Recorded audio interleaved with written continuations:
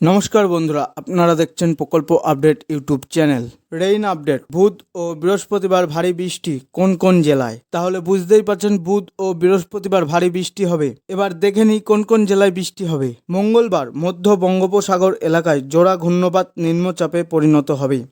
তারপর এটি পশ্চিম ও উত্তর পশ্চিম দিকে এগোবে। এই নিম্নচাপের কারণেই বুধ ও বৃহস্পতিবার ভারী বৃষ্টি হবে দক্ষিণবঙ্গে।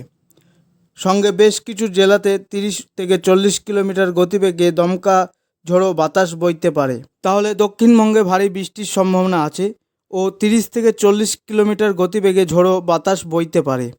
এবার চলুন দেখে নিই কোন কোন জেলায় ভারী বৃষ্টির সম্ভাবনা আছে। কোন কোন জেলায় ভারী বৃষ্টির সম্ভাবনা? আবহাওয়া দপ্তর সূত্রে খবর, বুধবার ভারী বৃষ্টি হতে পারে বাঁকুড়া, দক্ষিণ 24 পরগনা, 2 মেদিনীপুর, পশ্চিম বর্ধমান এবং মুর্শিদাবাদে। আর বৃহস্পতিবার ভারী বৃষ্টি হতে পারে পূর্ব ও পশ্চিম মেদিনীপুর, বীরভূম এবং মুর্শিদাবাদে। ভারী বৃষ্টির সতর্কতা রয়েছে বৃহস্পতিবার থেকে।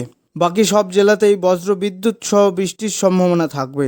তাহলে বুঝতেই পারলেন কোন কোন জেলায় ভারী বৃষ্টির সম্ভাবনা আছে।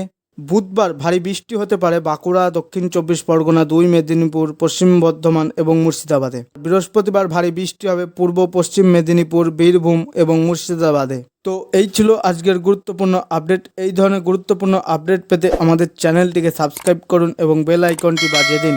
আপনাদের সকলকেই ধন্যবাদ।